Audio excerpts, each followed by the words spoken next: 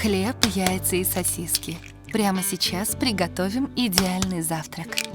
2 яйца разбиваем в большую емкость, добавляем 40 мл молока любой жирности, соль и перец по вкусу. Последнее лучше измельчить самостоятельно. Для этого используйте ручную мельницу. С помощью венчика перемешаем все составляющие нашего омлета. Делать это нужно достаточно интенсивно, чтобы масса получилась однородной. 2 кусочка цельного зернового тостового хлеба смазываем сливочным маслом. Равномерно распределите его небольшим слоем по всей поверхности. Благодаря такой хитрости хлеб будет хрустящим. Поставим на огонь сковороду с невысокими бортиками и положим на нее тосты маслом вниз. Совсем скоро она начнет плавиться, и на поверхности образуется та самая корочка. Подготовим 4 сосиски. Предварительно снимаем с них оболочку, отрезаем концы и разрезаем каждую на 2 части. Отточили навыки на первой, дальше можно взять все сразу. Так процесс пойдет быстрее. Берем 2 спелых небольших томата на ветке, убираем все лишнее.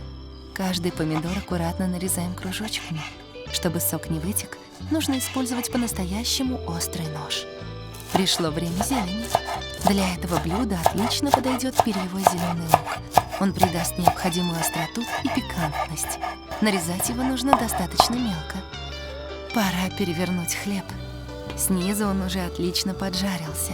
Образовалась корочка. Теперь нужно поджарить его со второй стороны. Выкладываем на сковороду половинки сосисок и слегка прижимаем, чтобы они припеклись немного быстрее. Не оставляем зазоров. Продукты должны лежать плотно. Заполняем все оставшееся пространство сосисками. Выглядит очень аппетитно. Но это еще не все. Выливаем на сковороду яичную смесь. Скоро она схватится и превратится в омлет с великолепным наполнением. Сверху на сосиски выкладываем дольки помидоров. Проделываем то же самое с другой стороны. Ни один вкусный омлет не обходится без сыра. Нам понадобится пара ломтиков. Кладем их на помидоры и накрываем сковороду сверху. Оставляем на 3-4 минуты. А теперь добавим немного зелени. Желтый, красный и зеленый. Очень жизнерадостное сочетание цветов. С помощью лопатки аккуратно разделяем блюдо на 2 части. Поддеваем хлеб и накрываем им сосиски. Повторяем то же самое со второй порцией. Давайте посмотрим на этот шикарный разрез.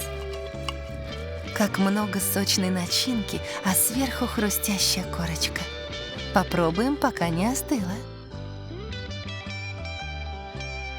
Как видите, приготовить вкусный завтрак совсем несложно. Удачи!